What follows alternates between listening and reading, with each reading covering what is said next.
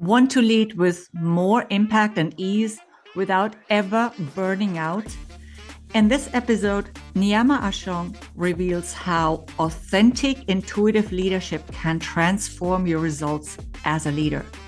Learn how bold action, trusting your outlier self, and prioritizing compassion can help you make more beneficial decisions, strengthen your team, and achieve lasting success as a leader. Welcome to Rise to Lead, the podcast where heart-driven leaders come together to inspire and innovate. They will share actionable tips and insights that help you lead your team more successfully, advance your career or business as a leader, achieve greater impact, and experience deeper fulfillment. I'm your host, Regina Huber, guiding you through deep conversations about leadership that's rooted in service, freedom, and the desire to leave a positive mark on the world. Are you ready to create real change in your leadership, your career, your life? Join me for a complimentary Lead and Thrive session, a 60-minute one-on-one strategy session where we will discuss your specific needs and map out the next steps to lead yourself and others powerfully. Spots are limited, so don't wait. Visit transformyourperformance.com/Lead Thrive session to book your Lead and Thrive session today. Let's work together to make it happen. Welcome to today's episode of Rise to Lead. I'm absolutely delighted to share today's guest with you, the one and only Niiamah Ashong, who is based in San Diego. Niiamah, welcome to the show. Regina, thank you so much for having me here. It's an absolute pleasure to be here. I'm very excited for this conversation. So am I, and it's great to have you. Thanks for being here. Now, let me quickly introduce you to our listeners, and then we'll jump right into our topics for today. Is that okay with you? That would be awesome. Wonderful. Niiamah Ashong is a transformational leadership coach. We have that in common, and founder of the Outlier's Edge, where he helps high-performing individuals break through barriers and achieve their fullest potential. With a focus on authenticity and fearless leadership, Niiamah guides his clients to embrace vulnerability and step beyond conventional limits. I really like that. He has created a thriving community within the Outliers Edge Guild, where leaders and entrepreneurs connect, collaborate, and support one another in achieving bold visions. Known for his dynamic roundtable discussions, Niiamah fosters environments where real conversations spark transformational insights. His coaching approach blends deep, personalized guidance with actionable strategies, helping clients build systems that drive sustainable growth. Systems is always really good. We all need them. Whether it's through hot seat coaching or guiding leaders to explore new ways of making an impact, Niiamah's work centers on helping individuals lead with intention, create meaningful businesses, and build a life that's fully aligned with their core values. Niiamah, that sounds really, really interesting and intriguing. So tell us a bit more about who Niiamah Ashong is, what you do for your clients, and how you even decided to become a leadership coach. Yeah, thank you so much for that there. It's actually really wonderful, like hearing all that back. I'm like, oh yes, that is me. Because that's not like I live a life that's full, right? So I'll start off with some of the things that aren't on that bio. I'm a father of two, and I have two wonderful young children at the time of this conversation. And I've had a background at while I'm coaching now. I started out doing actuarial retirement consulting at one of the big four consulting companies, and that was a journey of Excel sheets and projections and calculating liabilities for organizations. That then led me once I was complete with that, led me into working in company culture and learning and development, and then evolved into the working with individuals to continue playing and leveling up their game as they go along. And all throughout that thread, there was one thing that kept coming through for me, which was that I was seeing that I was in places that it almost felt like I wasn't supposed to be there. You know, uh, I would find statistics, and they found out that it said that like 3% of all actuaries in the U.S. at that time were African American, or 3% of all people working in tech at that time were African American. And I'm sitting there and I'm like, well, I'm here. How, like, what is this 3% club that I'm a part of? And it gave me an impetus to kind of look at it and say, like, how am I doing this? How are others doing this? And what happens when you're in like that 3% club, whatever, however you choose to define it?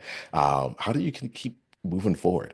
And what that led to was a mission, really. I honestly feel like I'm leading an outlier movement that is really around people who aren't trying to carve their own path out in the world, but they are actually just like that's just how they ended up. They moved abroad one day, and all of a sudden they left the traditional path of everyone else around them. You know, they chose to come at this and say, how can I continue growing and bring in all of who I have, all of who I am, and all of my experiences in a concrete, actionable results destined way, while still coming from the heart, while still coming from who they are in their leadership. And there's something about this, Regina. I'll tell you, sometimes I've tried to run away from working with outliers and working in this way, but I keep coming back, not like because I'm like, this is I think I'm uniquely on this earth to do it. So that's a bit about me. That's a bit about like why Outliers and the Outliers Edge, and we'll keep playing on from there. But that's the honest truth for me. Yeah, that's awesome to know. I've been like the weird one Mhm. many times when I've Yeah, moved from country to country. yeah, But not only there, actually, also even as a child at home, because my thinking, I think, was a bit different to most people's thinking in the village. yeah. So I can Yes. totally relate to that. We're all like, I, as some people sometimes say, we're all unique, but some of us are maybe a little bit not, a little bit weirder. To Yeah, call it yeah, something, or a little bit different, more different. I don't know what to call it, right? And I have no problem with the word weird. yeah. Actually, I I, actually love it. I So, call it owning your outlier. Like I'm right. like, cool, you're an outlier. Like it's a made up term, but it's something that felt to me like more empowering than weird or different. Like I'm not Mhm, I'm good with both of them, mhm, even unique. But there's something about being one of the mhm, only or one of a kind in what you do that they're just like, how do you continue to get support with it? When you right. when you do think differently than others, and when you want to build something. Maybe you don't think differently. You look at things, you look in your organization, you look at what you're building as an entrepreneur, and you think to yourself, I want to build something different, but I'm not necessarily sure I've seen this being done before. Can I like, talk about heart-centered leadership? Can I build an organization with heart-centered leadership when I'm listening around to different influences and all those influencers are just like they're like, let's just look at the numbers. Let's like they have a more heartless approach. Not that they are heartless, but it's not a Mhm, heart forward approach. mhm. So I think I was magnetized to you because of your outlierness, and I see you live it on a regular basis. Yes, and what's also interesting though, if they actually tried and had the courage and the perseverance to try heart-centered or heart-led leadership, they would be surprised by the results they could get. I believe, Mm, hmm. I mean, we've had some, there's actually a book also that is called I can't remember the exact title. I think it's called Heart-led Leaders. I can't remember exactly now, I have to admit, but Hmm. um, but there are cases, there are case studies. It's not like something we only talk about, right? And it's really, really important to bring the heart into your work, and it has a lot of different advantages also for yourself when you lead and when you work from the heart and when you live from the heart. It's easier to find courage because courage comes from the heart, for example, right? We find intuition in our hearts. We find the best answers for the trickiest decisions in our hearts. So much treasure um, to be found in our hearts. So Why, in your opinion, is heart-centered leadership so critical? What's your take on it? Yeah, well, think that like I think if I'm being real, I think that especially with the people that I end up working with, Mhm. that the outlet, the bridge for me is that like heart-centered leadership is just a full leadership, authentic leadership, bringing you to the table as a leader, right? Mhm. And coming from the elements of starting with you as a leader first, and then bringing that out, right? Um, and it makes me think like the reason that that's been important for me has been recognizing my own journey where I've tried to do what I might maybe consider more traditional style of leadership, or do one that's less heart led, right? Um, and in that one, it's more brain led. You know, I've read the books, I've gone to the workshops, and I've implemented what some of the quote unquote best practices are in general. And what I found from that when I was putting it together was that my results were getting less. I things about it felt like it was a struggle for me to actually implement. And then on top of that, like the results that we were getting afterwards were like the return on investment just wasn't worth it in my mind. You know, it was like Mhm. early mornings, late nights, and I have younger kids now. I'm like, I'm not trying to, I'm trying to be able to do more with the time that I have, and to be energetically aligned in it. And I found that when like leading from the heart, or coming out from a place that is leading from a place that's authentic to me, and allowing me to be part of that leadership without having to put on a mask or having to put on a role, and finding ways that may not work for everyone, like externally, but work really well for me and those that I lead. Like that ended up becoming honestly just like energy wise far more effortless. Like I felt like I was expending less energy.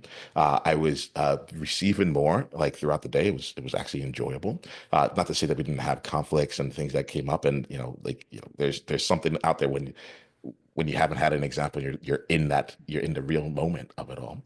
Um, but there was something about it that ended up bring in a level of ease to the mix, and then it just became, how do I continue to do this while still getting the results that I'm used to getting, that people are looking for me to get, and that people depend on me for. And but I found there's just something in that ease that just once I started to lead from that place, the ease, and I think the return on investment for me and for the people that I was working with, um, it became a very simple choice. Yeah. And from what you just have described, I am I'm sure that it was less stressful for everybody. Not Yeah. just for you, it's also less stressful for the people you work with. So there's a general reduction of stress around you. It's like a ripple effect. That's one thing. And then I believe that, the ROI and the so that the numbers ROI, right? I'm talking about, and the heart Mhm. centered do not have to stand in opposition, right? They are No, not I necessarily don't think it works if they stand in opposition. That like exactly. that's what makes it feel almost like through in Mhm, one regard, as opposed to like as concrete as it is. It actually doesn't.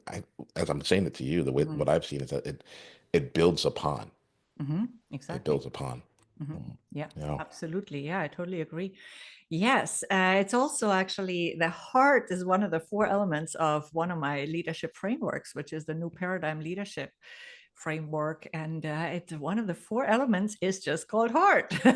And it has two different meanings there. It's because people are the heart of any organization. Mm, And also because we connect with each other through our hearts, apart from all the other good stuff that I mentioned earlier and you mm. mentioned as well. So there's so much richness there. Uh, Okay, well, Can I just say to that point please. here? Yeah, like you brought up the part that we connect to each other through the heart, Mhm, right? And I think mhm, that like what I found from leadership, and this has gone from leading through sales, leading through managing a team, leading mhm, through having a message, like all of that is built off of relationship, and relationship is built off of connectedness or connection, right? And so there's an element here that um it's been interesting, but I like nowadays I just focus on how can I just be genuine, in it, right? We talk about authentic leadership. We talk about art. I'm like, how can you just be genuine? Like if like and bring that to the table in a way that like most other people see as a weakness. And for me, I'm like, oh, this is actually one of the most refreshing things because it allows someone to actually connect, and to stay in that place of connection there. So when you bring up the heart as one of the four parts of your framework, I'm like, I totally get why, and it really shines through. Like I'm like spot on. Yeah, and then another element that's related to the heart is compassion, right? We want to lead with love and compassion. It's looked at as if it's something ridiculous, but it's not. It's not at all, right? Because Yeah, why is that? Because we think being emotional is ridiculous, but it's not actually. Uh, we've been educated out of so many useful concepts. Of course, we don't want to be like overreacting. That's not what I mean at work and whining and crying all the time. That's not yeah, absolutely not what I mean. But we somehow, the society we live in views everything that has to do with emotions and with heart not worthwhile in a business context. Or energy, right? You mentioned energy earlier. I love to yeah. talk about energy because it's so key. It flows into everything we say, we think, even we do in our into our words, our actions, our attitude, into everything really. So why do we not talk more about cultivating healthy and healthy energy, and an energy that benefits ourselves and those around us, right? Well, like I love that component of the energy, and I love how you said like why don't we talk about it? It's like, because it's unconventional, which is Mhm, like the place I love to play, where it's like great, like let's have that conversation. mhm, I brought up energy earlier, and when I did, what was going through me, and I was thinking was like, mhm, a lot of us here when it comes to our leadership and saying how do we continue to get to results? Because I am big on having both of these, right? I don't want to have the conversation that's heart only and like you of miss out course. on the other parts of it. And I think Mhm, that like sometimes that gets lost. Um, mhm, but a lot of times, like we get to a place where you're like, all right, how do I get to these results? How do I maximize? And we look to means of looking at leadership from a productivity perspective. How can I be an even more productive leader? And what's been becoming increasingly apparent to me, and I tend to work with leaders when they're ready for their next level. So it's not even about mhm, moving forward, but they're recognizing like I need to level up in the way that I show up as a leader and raise my team up with me in order to get the results that are now being asked of me, right? And like, how do I do this? Who do I become as a result of that, right? It's not just about the practical skills. It's like, what's now my skills? I'm good at relating, but what does it look like to relate for a team of 60, for a team of five, whatever it is, as they're continuing? And I find that energy part is actually really crucial. It became even more crucial once I became a parent. But there's some component of it, like we have the same hours in the day. You can find productivity to move forward a lot and do more, become more efficient.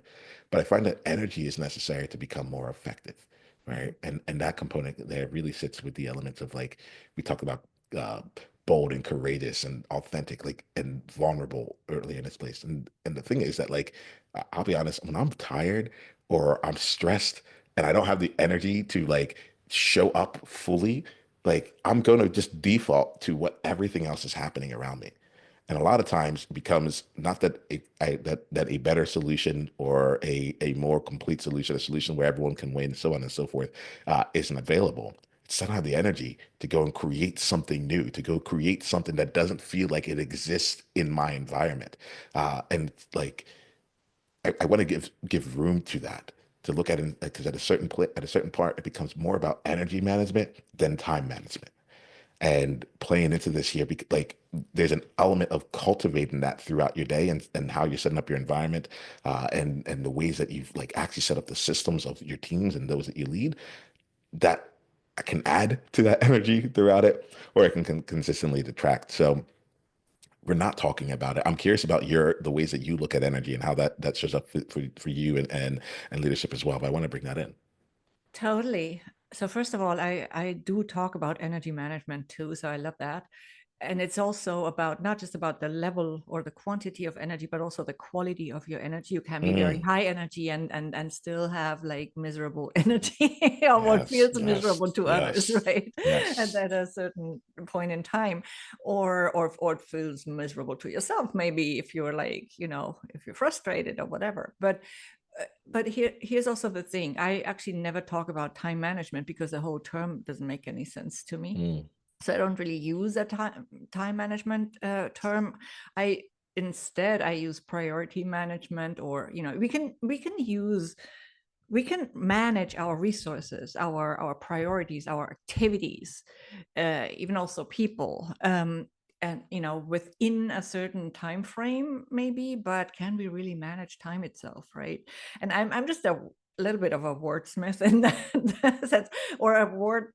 oh, I uh, love this. I take words This, apart yeah. and Um, dissect them. I have a leader who calls them distinctions, right? Mm-hmm. And I went to an intensive. His name's Rich Liffin. He's an amazing Mm-hmm. coach and great leader. And he suggested to people. He said, keep a distinctionary. We have a dictionary, right? But keep a distinctionary, which is like a track of the different ways that you can dissect words and to find a different nuance in between.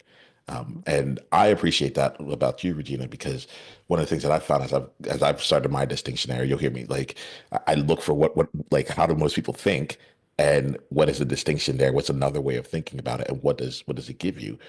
I found that that's often where like mastery lies, right? And mastery oftentimes lies with leadership, and in the sense of I will think of it like a sommelier. I've drank wine before. I've drank wine with some friends, and sometimes Mm-hmm. my friends will get done. They're like, "Can you taste the red in that? That's just so red, right?" Whereas you go to a sommelier who has so many more distinctions around where, like, what it is, and it gives them more mastery over it. So, I love that you like pull apart the words and you dissect it. I think it is something that gives us more power, more distinction, and more flexibility to work with both ourselves as individuals and as leaders, but also with the people that we work through to just help us do the same thing, but just that 1% different. That makes a difference. So I geek out about this stuff here. I'm glad that I'm glad to Yeah, hear it. I love it too. And I think that it comes with questioning on the one hand, and then just also with learning foreign languages, because as you learn different vocabulary in a foreign language, sometimes words seem like weird, and you try to figure out why it is called that, right? Yeah. And See, then right there. that changed my thinking about I languages. love it because as you're saying this, right? Like I look for like what makes someone different, and at the same time, like how can they do like can they bring that to the table? So Mhm. right now, like that was just an example of you're like it's on the surface, being you might be doing the same thing. So we're pulling apart words, we're finding distinctions here, but your motivation and where it came from was like the curiosity as you were learning languages, because like you're someone who has had to put yourself in a position to learn multiple languages, right? Mhm. And that's not something that like you can't go to a leadership academy and they're like, first thing to do, learn another language, you know? It's part of what your experience, and I'm hearing how you leverage that and found a way to take that practice and put it into everyday language with you to continuously continue that level of curiosity. And I think like those are the small elements that I think help leaders get leverage in what they do, Mhm. you know. Yeah. um I wanted to bring it out here because I saw it, like I'm seeing it in real time, right? It's not like leaders should go out and just dissect words. It's like it came from a very real place for you. Mm. Yeah. Yeah. So Niiamah, your bio says, I read that before, right? That your work centers on helping individuals lead with intention, create meaningful businesses, and build a life that's fully aligned with their core values. So let's talk about that a little bit more. Okay. Of course, core values are actually also heart values because Yeah. core comes from the word heart in Latin, cor, right? So we could also say they are heart values. Yes, Just a yes, little the side. etymology. Yes. I love that. I love that. So we've never really strayed. Yeah. Right. So let's talk about this, right? How do you help individuals lead with intention, create meaningful businesses, and then build a life that's fully aligned with their core values. I also call that, I just published my new book, Living My Freaking Amazing Life. I call that sometimes a Yes. freaking amazing life. And Yes. and the book just now is on Amazon. I just posted it like a couple of days ago. Well, by the time Nicely this done. airs, it's going to be it's not new anymore, but right now it is. So, and this is really about creating the life that's perfect for you and not for anyone else, right? Like as an outlier, for example, create the life that's perfect for you. It's not a perfect life in a sense of, oh, there is no ups and downs. No, but it's a life that aligns with who you are and with those values. So talk to us about that.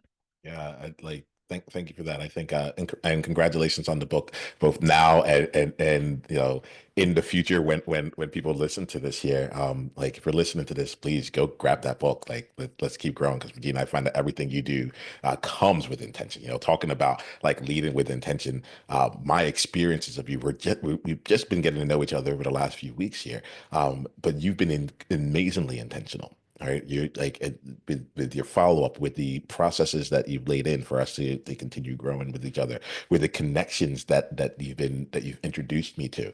There's been what I feel from you is a high level, I feel like I get to be in your values, and it shows up through the actions that you take. And before we even hit record here, I was like, just so you know, that has really struck me. It's been something that feels really distinct here, because you also are able to um, pursue something with a joviality to it. There's a lightness to it that I'm just like, oh, I have to be a part of this. And so there's a lot involved with how I help people lead with intention and create meaningful businesses and live a life that's fully aligned with their core values. Um, the way I would look at it right now is that we take a three-phase approach to everything we do. There's an implement phase, there's an iterate phase, and there's an integrate phase. The implement is about like actually taking action on it. The iterating is around like experimenting, like seeing, like working it out, figuring it out, working it out until it works to a level that's good enough for what you're looking for. And that's different than perfect or even complete. It's like if you're getting the results of your KPIs and your metrics are actually in a good enough position, we can move on and create the system, create the flow, create something that continues to work. And then we integrate, which is to help make sure that when you go off to go do something else, this is actually still a part of your system, still a part of your processes, still a part of you. Because I find that after the 7 years of doing this work, actually I've been involved in this for much longer, but I find that whether we're working on an external goal, like related to the business, or we're working on an internal goal about who we are becoming as a leader or how we're showing up. These things still apply to implementing the action, to iterating on it, and then integrating it into who you are. And so each time I work with someone, there's I like to do more things that are more bespoke. And so but we have like larger containers for it. Right. I believe, because I find people who are looking to level up on like in what they do, that while individualized attention is very supportive, there's something that happens when you're in a group of peers. And it's hard to find peers when you're playing a game that's different than other people. Right. Even in your own organization, it might be difficult to find like who else can I go to complain and also like move forward and level up and find a way to look at this challenge or this opportunity with fresh eyes or new perspectives. And one of the distinctions that's come from me has been like, while I love the one-on-one support and I provided with people, there's been something about bringing people into groups, both large and small, that help reflect things around what a meaningful business actually means for them, or what a life of aligned an aligned life actually looks like for them, and where their core values like lie now. And so I would like to bring these things out with the overall intention of like, we have our overall structures, we have the overall like three phases of the implement, iterate, and integrate. but we create these containers to say, how do we do this for you? And I like to approach things in quarters. I got introduced to it when I went to tech, and it hasn't left me since. But I look at it and say, like, all right, if we're making a year-long transformation, let's break this down into 4 quarters. We'll take it one quarter at a time, and like we decide what our goals are, what do we want to implement, so on and so forth, and we go through the entire process so that by the end of that quarter, it's integrated into what you do, and you can move on and continue growing from there. So that's like on one very high level, kind of like structurally and practically, like I'm only ever doing that. And if I get even beneath that, Regina, all I'm ever really doing is saying, like, who are you? And how can I help you be you on purpose? That's really it. And then let's go ahead. Let's create the infrastructure for you to be able to do that.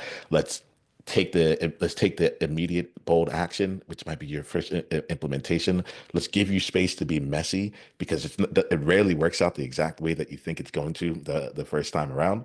I'm thinking about multiple things in my business right now where I'm like we're in the process of figuring out what will work. Uh, and then let's integrate it by making sure that yourself and others on your team are able to continue carrying that out going forward. Yeah. So it's a high level answer to it all, but I found that like this is the process that consistently happens whenever I work with people on any of this stuff. Right.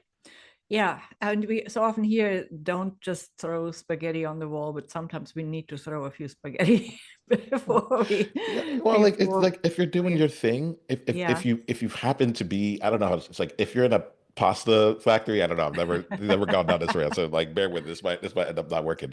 But Mhm, like if you're in a pasta factory, like there's gonna be some spaghetti there, right? And it's because mhm, like of the circumstances that you're in and the environment you've created. And I think that like going back to like mhm, you and learning multiple languages, it's like we create an environment where there's some things that haven't been done because we're just starting from a different place, you know. Regina, one other thing that I think would be interesting to put in here was like you talked about like a life that's fully aligned with your core values, and I didn't go like too deeply into the life part of it mhm. all, Yeah. and because there's a lot that we could go into with it, but there's two things that shine up for me, and one of them is a distinction around like the core values part that I felt really heavy about for a long time. Do you mind if I bring it in? No, no, no. Go ahead. Okay.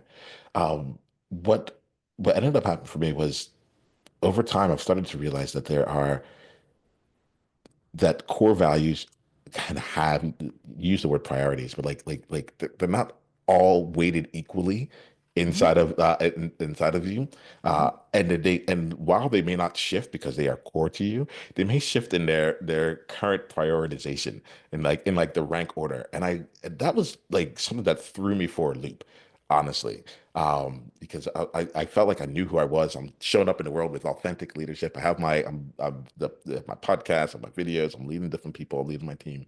Um, and then things shifted for me. It happened when I had my second child. And I was like, I still care. These are still my values, but I found like I was making decisions in a very different way. And what it was really helpful to look at it and say, okay, for the life that I want to create, that's aligned with me. Like my values haven't changed, but the order in which I prioritize them has.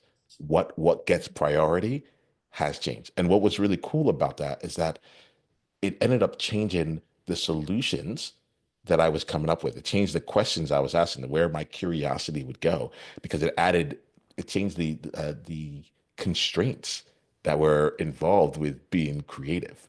And I really like, there's something about that part around the core values that honestly it's so subtle because it's nothing's changed in terms of the value set themselves, but the order of it makes a difference. And I would encourage anyone that's feeling maybe a little bit out of alignment right now and trying to see like why isn't life giving me what I'm looking for at this point, to take a look when it comes to their core values and see like just take a quick little inventory and say, is this still I'm still me, I still believe in what I believe in, but is this still the same order? Do I still want to prioritize it in the way that I have? Yeah, to not be rigid with oneself sometimes. Hmm. Sometimes we Mm. think we cannot move from something that we have found to be our truth. But truth is also perceptional. And so, yeah, sometimes things change, priorities change over a lifetime. Absolutely. Thanks for bringing that in. Really appreciate it. Okay. And I loved what you said, the phases. So it's implement, iterate, and integrate. Yes. Love that. Uh, so my ideal clients in my case, they are heart-centered and bold and courageous. Mhm. Also in a sense of showing up authentically. So we definitely, you know, A lot of alignment. work with sort of the same clients in that type of along those parameters, right? Who are in terms of who our ideal clients are, our preferred clients are. Mhm. So although they might be completely different people. Now let's talk a little bit more about owning who you are as a leader without compromising who you are Mm. for the sake of swimming with the mainstream or whatever is going on in our times. Yeah. I find like this the element of like courageous, like authentic leadership is courageous leadership, Mm-hmm. Yeah, right? I agree. Because there's literally in this planet of what 8 9 billion people. It's funny I can add a billion in in there, but Yeah, like yeah. 8 9 billion people, like there's only one of you. And somebody said to me, she come to me at the end of an intensive, and she said, "Niiamah, do you know you are a once in an eternity existence? You're a once in an eternity Mm-hmm. existence." And I purport that when I thought about it, I was like, "Oh, that's everyone." Like Regina, you are a one in an Mm-hmm. eternity. There will never be another Regina, right? And to anyone listening, like I think if you put it in that kind of context, it actually like is two things. One of it can be really like empowering. The other one can be like really like lonely and scary, right? Um, and so like that component, like being able to step into that courageous leadership for me, like stands into like stepping into that like authenticness with it, right? Bring it up, I love that. Can I just quickly interject? please. Because actually, I cut myself off to not say, go on and on and Yeah, on, but I yeah. was gonna say before I asked you, in that Yes. context, let's talk about the importance of courage. And you said it. Yeah. So, Yeah. you Yeah. know, as leaders need courage to do this, to be bold, to be heart-centered, to show up authentically, to show who they are. Maybe not every single little facet of it, or their intimate secrets, but yes, to show up who they are so that we can know whether we can trust them. Yeah, yeah, I'm working with a lot of entrepreneurs right now, and I think like Mhm. one of the things, and this goes back to like the value alignment. Sometimes I ask Mhm. myself, I'm like, who am I now? Who is this guy that's here? Yeah. And in the past, it used to be around like let's all I talk about like leveling up, and it used to be around like let's just go after like the biggest goals that we possibly can. Nothing's impossible. Let's go and do something Mhm. epic. And over time, and this I think this is just a values thing, but over time, what ended up coming to me was this like simple realization that like just getting at like the idea out into the world in a robust, sustainable like manner is in and of itself epic. Because there's lots of people who have ideas, like, and lots of people like, but the execution of it ends up falling flat or falling short of where it is. And so there was something that like all of a sudden became remarkable in just like completing and bringing out that idea, right? And I start with that here because we're talking about courageous leadership. And in the past, it was like, all right, like who scares you the most? Go research. What's the conversation you're afraid of having the most? Go in it. And I still believe in that. Like I like I run a business called Outliers Edge. It's about being on the edge of your comfort, but also using the edge, the advantage that you have. So there's no part of me that loses that. But in today, for this context, at least where I'm coming from today, there's there's a component of the courage required to just be you. Mhm. And that's a subtle courage. That's a moment by moment courage. It's in the meeting. Are you raising your hand? Right? It's in I work with a lot of people who create their own thought leadership. And so like in the before you hit post, before you hit send or post it, like have you actually shared your story? Have you brought in anything that's real for you in that there? Or are you or did you happen to just kind of can up another version of, some kind of inspirational components of it. Like allowing yourself to actually be seen is a real courageous element. I'd like to bring that in because I think that there's a lot that's already attached to the word courage, and it Mhm. feels really good, and feels strong, and feels in your face, and all that. And nowadays, I'm finding like the most courageous people are the ones that are willing to show up for themselves in a moment that didn't even seem like it mattered, but still show up with alignment and integrity from there. I'm curious for you about like I'm almost going to call it the subtle courage, but but I think that would almost diminish just how like epic that courage is. I'm curious with like your experience with it and what comes from you when I say that. Yeah, absolutely. I totally agree that it requires courage to be seen, to be heard. It requires courage to be a leader because leaders tend to stand out and not blend in. Mhm. And sometimes blending in is the more convenient thing to do, but it's not always the thing that takes you forward or that allows you to have impact and therefore also to get the reward for it in the form of fulfillment and Yeah. satisfaction that you get from your work, right? So definitely very, very important. Now, in this context, right? Because I saw Mm. something when you submitted the application for this podcast, I saw something about feeling too much and feelings being too intense, and I think it really fits nicely with the courageous topic. Mm. Mm. So, what do you mean by that in the context of leadership? Yeah, where I tend to come from with that in particular, I want to make sure I'm being real with it in this moment. Mhm. I know who I was when I wrote that application, and now I'm, now here I am. But the the the feeling too much is actually a little different in terms of the nuance of the emphasis, right? So when I heard you say it right now, I was like, oh, feeling too much, right? Mhm. And the real emphasis is feeling too much, right? Okay, I get Yeah, it. yeah, Yes. See, when you yeah, see it in writing, I interpreted something different, right? So yeah. feeling too much, feeling like being too much. Exactly. And and Right. and Oh, coupling wow. that with the intensity. Yeah. Yeah. I love that. I love this year, right?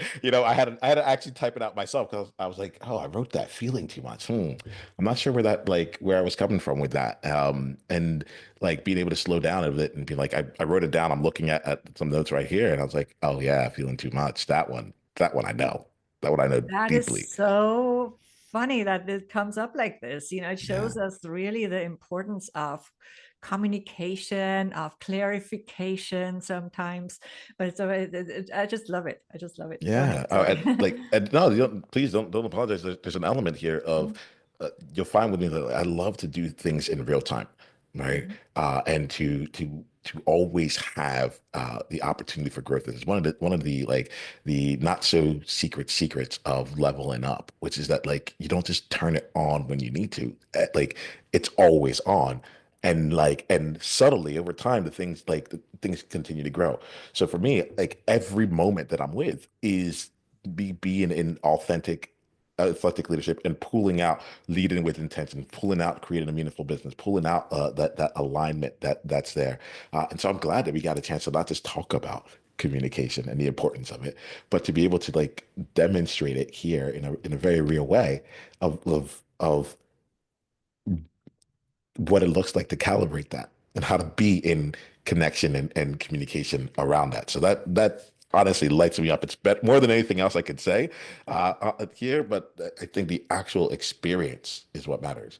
Um, and coming into that place of like the feeling.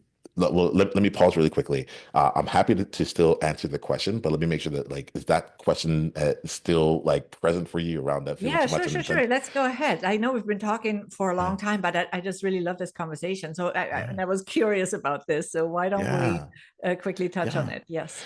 Yeah, so like the too muchness is like one of the things that shows up for a lot of outliers, and I'll use myself as an example in this case here. I remember working in my business, and um, the few things that kept showing up was like, I'm like, I have this massive mission. I'm leading this movement. And a couple different things happened where I was like, I don't think people can handle me. I don't think people can handle me. And I remember talking to someone, and she looked at me and she says, my question is like, if I'm being honest with you, I don't think you can handle you, especially not at the levels that you want to play at. It struck me. It struck me this is a place that opened up into inquiry and invitation and see like what does it actually look like to handle myself. And I recognized that like I was consistently holding myself back, and I'm already a lot, you know. And but there was a consistent element of like I can be just this much extra. I can be just this much like fool. I can be just this much Niiamah. But if I go over this, it's going to break things. I talk about being an outlier, and it feels like there's like um this fine line between being an outlier on the cutting edge and being an outsider who is just like just doesn't know what they're doing and they're living in their own world, you know. And Yeah. so what ended up happening was that I was talking to people about this. I'm like, yeah, I'm just too much. And someone brought in the powerful reframe for me. And she's like, yeah, of course you're too much, you know. But the thing is, like, you talk about it as though that's a negative. Like, I would love to see you leverage that. And out of that conversation came a line that I still use to this day, which is, if it's not too much, it's not enough. If it's not too much, it's not enough. I actually have like a unique guarantee when I make offers to people. I'm like, it's my if it's not too much, it's not enough guarantee. Like if you don't feel like it's too much for you, then I'm not showing up for you because that is the most authentic for me, you know? And so there was this component of looking to see how do we take this thing that feels like it's a negative, feels that like it's something we have to work around or like push over to the side or make sure that people don't find out about, and instead looking and say, how do I actually bring this integrate it into the work that I do, integrate it into the way that I show up, integrate it into my leadership, and do it on purpose. Be you on purpose. Purpose with a small p and purpose with a big P. The big P being like your larger mission. So are you living in alignment with why you're here on this planet? And then the second part of it being like be you on purpose. Like be intentional with it. And so I'll bring in one last thing, Regina, if you don't mind, Okay. around Yeah, this. yeah, yeah. Go ahead. Because I know who I am now. And while I'm saying this, I'm like, just like allow yourself to be too much or feel like you're too much and like leverage that. But how? I was sitting at a dinner once with some friends and my wife, and my wife said something to me, and I heard it. And when I heard it, I turned to her, I was like, wow, that didn't feel like really supportive or something along those lines. And I was very lucky because like I had my two friends who were there and they were flabbergasted. They're like, I don't know why. Like I say, I turned to her, I kind of freaked out, right? Like, I'm being real about it. Like there was something about it. I was like, that was just like, there was something that was off. Mhm. My friends looked at me and they said, like, I didn't hear that as something there. Like, that was really interesting. Like, you got really triggered. You got like, it tapped on something. But what she said was actually quite neutral. And it made me realize like there was like that feeling of too much. It hit on something that was in that world for me. And I was like, oh, I'm not being seen. So I went on a 30-day journey. And the journey for me became a game. And this is a game that anyone can play. For me, it was being too much. It might be something for someone else. But the game ended up being that I went out and I actively sought to be told I was too much because my nervous system couldn't handle it. And I would give myself a point if someone did anything that made me think that I was being too much. I would say thank you to people if they actually said anything. Uh, and where the big points came in, it was like 1 point for triggering it, 4 points for saying for the thank you, and then 7 points for saying you're welcome. And the you're welcome part was the thing that took it from being a neutral or something that I just like accepted to being something I recognized, embraced, and leveraged. So I want to put that into the mix here because there was a process involved, and I want to make sure I'm not leaving our listeners here without something to help navigate that change. So here's another piece of reframe that I would like to offer and that I'm Mm, sensing, and let me mm, know if that's going in a direction that makes sense to you. I feel an element of generosity and the too mm, much. mm. Tell me more. I would say this on the first level. It rings so true. Tell me more about what you're thinking with it. Well, first of all, also with what you shared about if it's, if it's not too much, it's not good enough or it's not Or enough. if it's not too much, it's not enough. It's Because not enough. Yeah, oddly enough, exactly. I felt like Mhm. I was not Yeah. enough. Yeah, I was like, what exactly. do you want? Right. So that for the one part, right? And how are you using it there? And then also sometimes we come across as too much because we want to help everybody. We want to always make a difference. We constantly have some ideas that might be useful to others, but not everybody sees it that way. So it can sometimes just not feel welcome, although it comes from like, from a from a good intention, Yeah, yeah. right? I and was and just a saying lot of it something is about like the subconscious. please keep going. No, I was just saying, and a lot of it is subconscious. We don't necessarily think about it, but I've also found that about myself sometimes that I constantly like want to offer all this stuff, but sometimes I need to just figure out, do people really want it? Mm, And then that's how. But there's this generosity also. But that's when we can also sometimes. So some people can also feel too much in that sense. yeah, You yeah. know, that's what I'm. I At. love it. Like the what's coming from me as you're saying this is um that too much was an element of like the being too intense of like being like we can make Yeah, this goal and yeah, having really high goals or having very high standards or like so on and so forth like it all there's many different yeah. ways that this can look and my mind was going there as you were saying it and the things that were coming was this component for me is like, oh, I recognize, and this goes back to energy, right? There's something in me that like I actually have more than I need, and Mhm. it's like a really cruel trick when that happens because I found that like when people think about themselves as being intense or too much or so forth. The other side of it is like they also feel like they're not enough. I'm not enough for you because I'm bringing something, but this is like you're recoiling back from it. Okay, maybe there's something else here, and I feel like Yeah. what I started to understand is like my cup overflows. I actually have more than I need. And Mhm. so I'm going to bring it. And Mhm. what ended up happening after that 30-day experience of saying like you're welcome was that I it actually ended up helping me filter out people, but also be a beacon for the right like people who are ready for me. And so like people there were times where like I was just hanging out at a coffee shop and people would like recoil from things. And I remember going up to someone afterwards and saying, "Hey, I know that whatever happened, it felt like it might have been a lot for you. Here's the thing, that was me at a 4. I was just hanging out, you know. But Mhm. there may be a day that you want someone who like can show up at a level 8, 9, or 10 for you because you're taking on a problem that's that large. You're working through something that is the opportunity that's that requires that. And when that day comes, you know where to find me. Yeah. And so there's that feeling that knowing of like yes I can be generous because I have more than I need at least like and to be able to do that. One last thing, Regina, if you may, if I may, the last thing that was coming to me was over time I've learned that it's not it is our job as leaders to help people be able to receive us. And I think that was a part that I was missing for a very long time, right? To help them receive us, preparing them for a meeting with us by asking questions. Like your application was Mhm. wonderful because it helped me center myself into what this conversation would be, as opposed to just going at it because you can. Like preparing, bringing them into the space, help like so that they can be ready for what is taking place.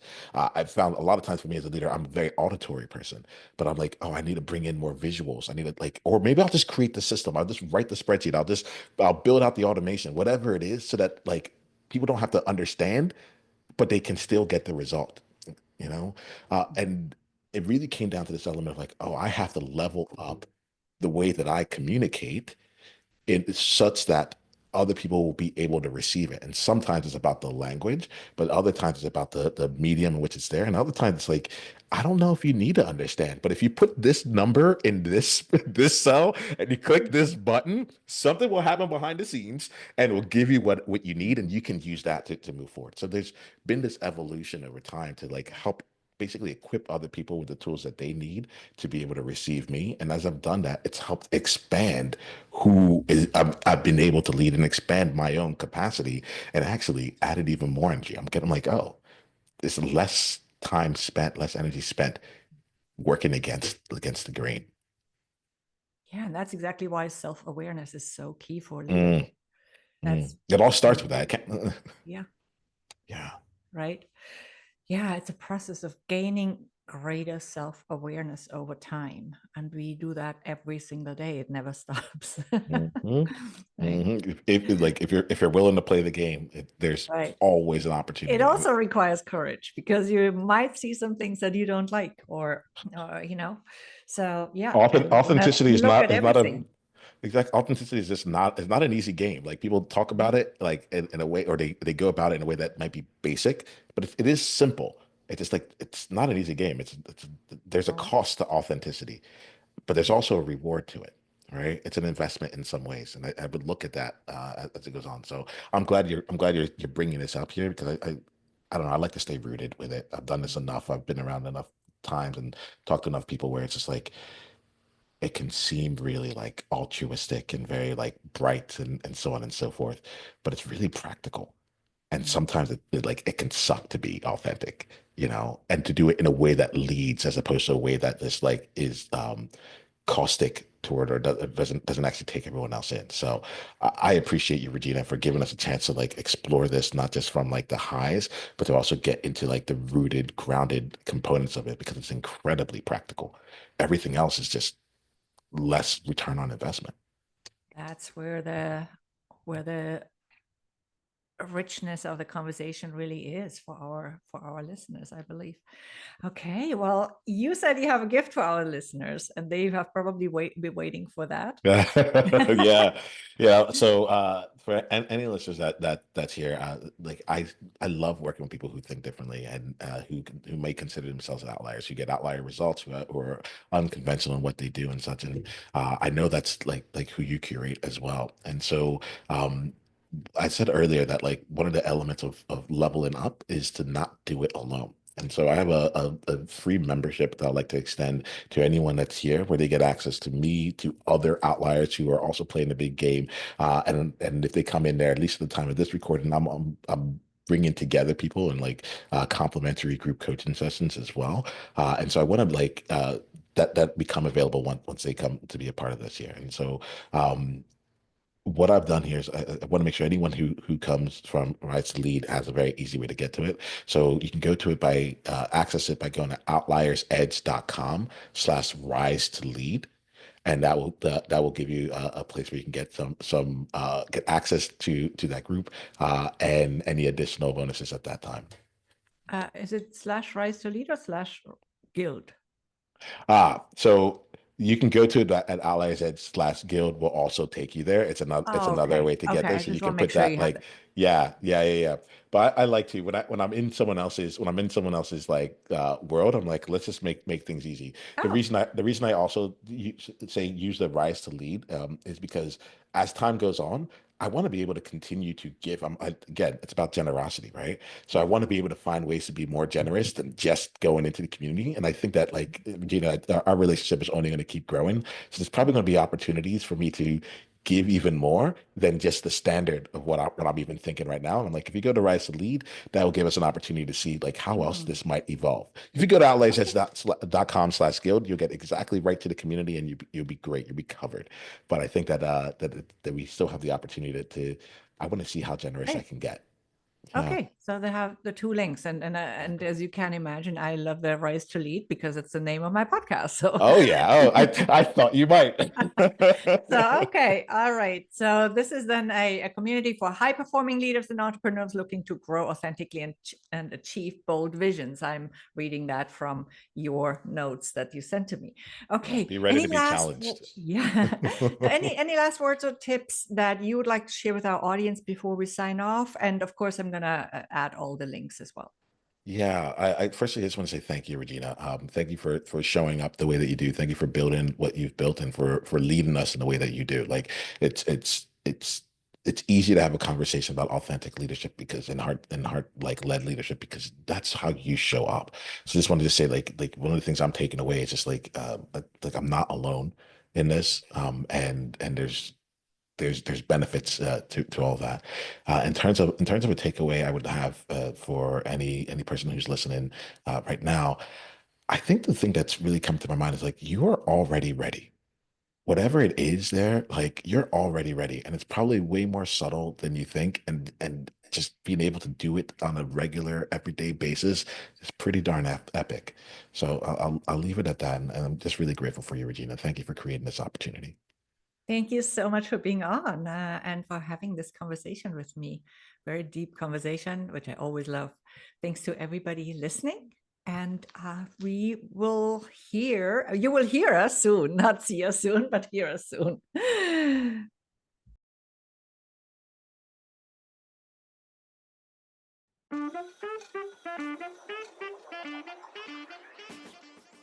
Thank you for tuning in to Rise to Lead. Keep shining your light, standing up for what's right, and inspiring others to step into their brilliance.